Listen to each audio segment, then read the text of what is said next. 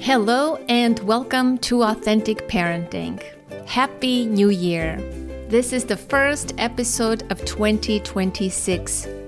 It's a personal message. Last year, 2025, marked the 10th anniversary of this podcast.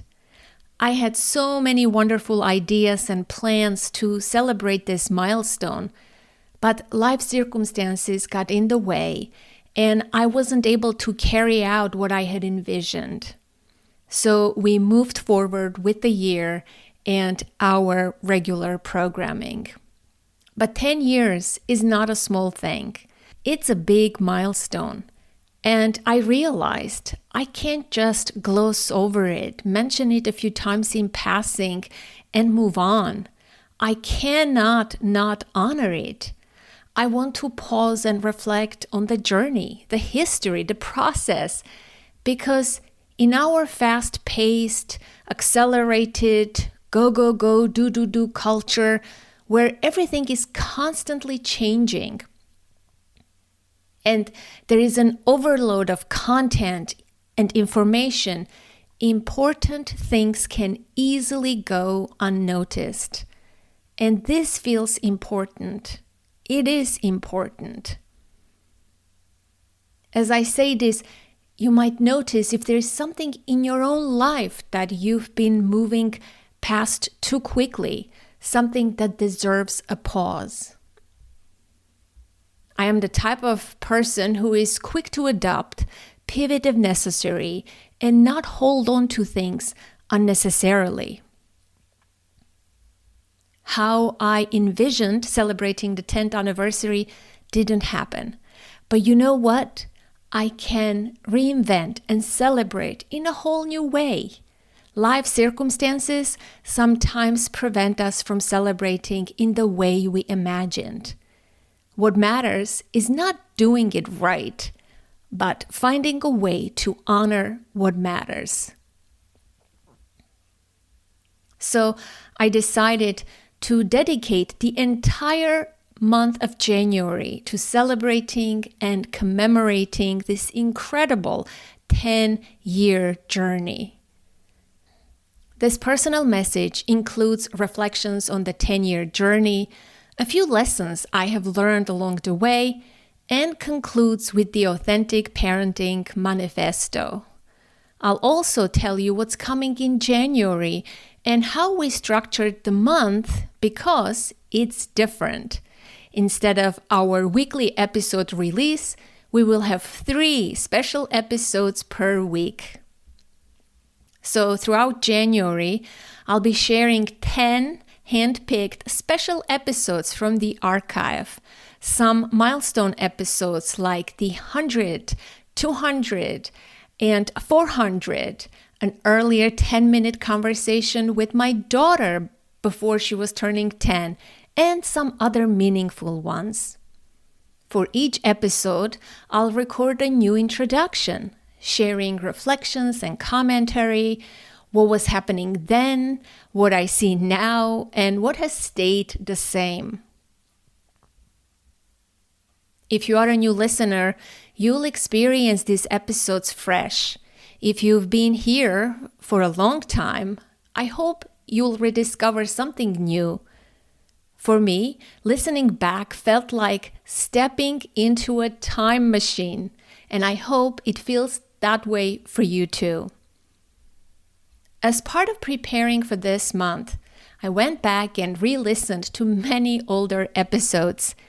And at the same time, I was also reflecting on this past year. 2025 was personally a difficult year for me. My family went through a lot of change and struggle, and honestly, I dropped the ball with podcasting. In 10 years, it was probably my hardest year in terms of commitment, inspiration, and consistency. If this past year was heavy or hard for you, I want you to know you're not alone, and that difficulty doesn't erase the meaning of what you've built. When I think about 10 years of podcasting, I'm struck by this realization. So much time has passed, and yet it feels so short. There is a phrase I keep coming back to. The days are long, but the years are short. And listening back over 10 years, I really felt that. You might notice how time feels in your own life right now. What feels long? What feels fleeting? Or where you find yourself standing?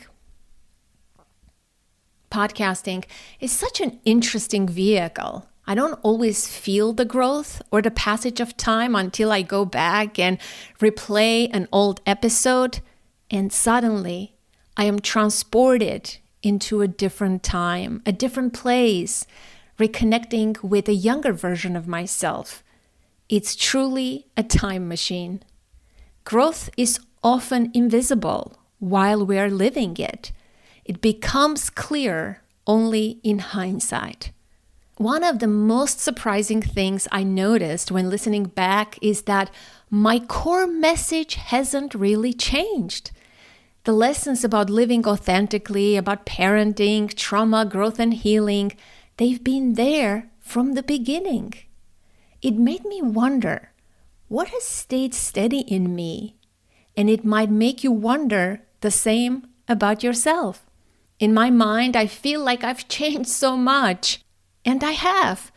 My perspective has deepened, but my values are the same.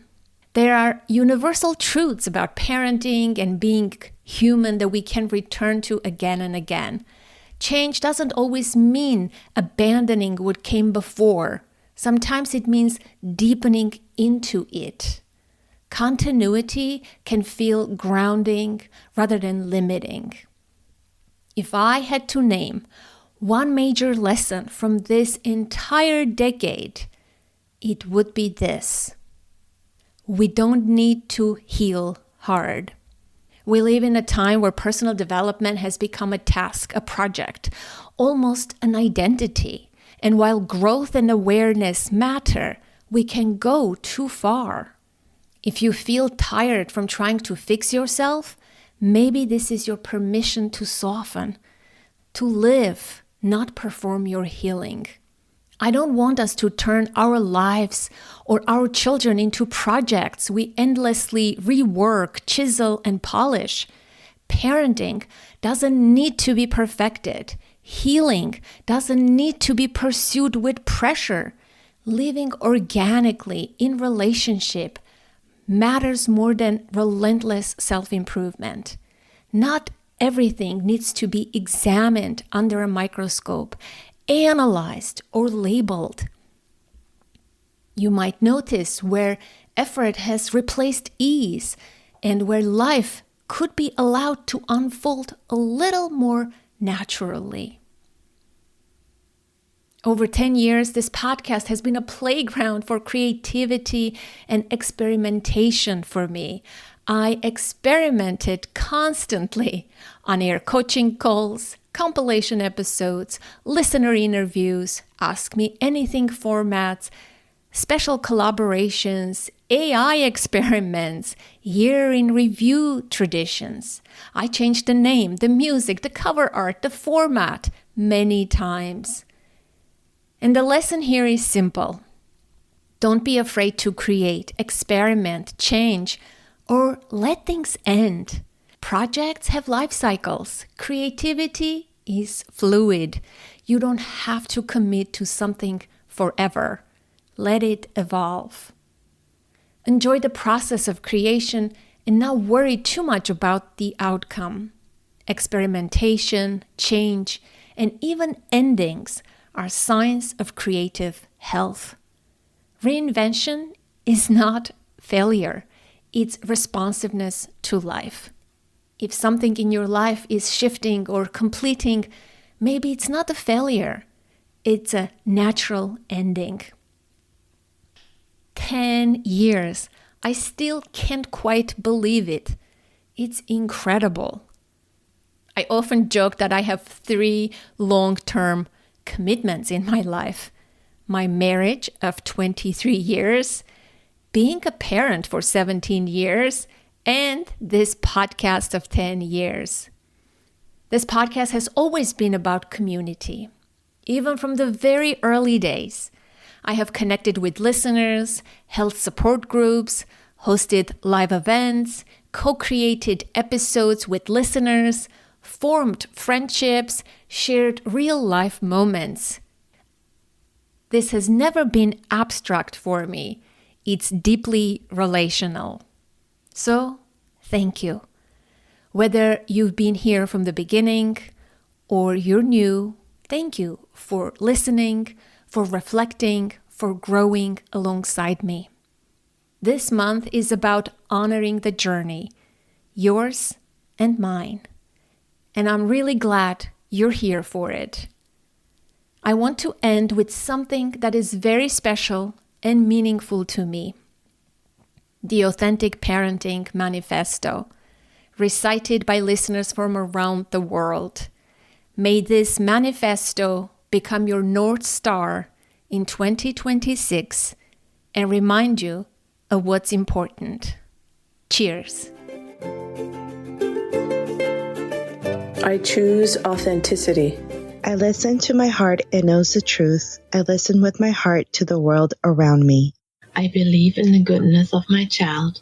I accept the goodness others see in me. My child is whole and complete just as I am. I accept things as they are, including myself.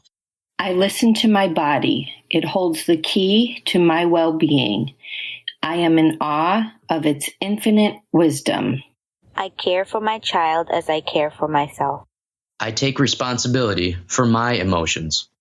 Allow, open, expand, be. I open space for creativity, imagination, rest, and fun. I live in peace. I am peace. I trust myself for knowing and not knowing. I trust my children. I trust the process. I trust the timing of things. I practice presence, connection, and compassion daily. I am kind and loving toward myself. When the hard times come, and they often do, I put my hand on my heart and breathe. I parent from the heart. There lies my power.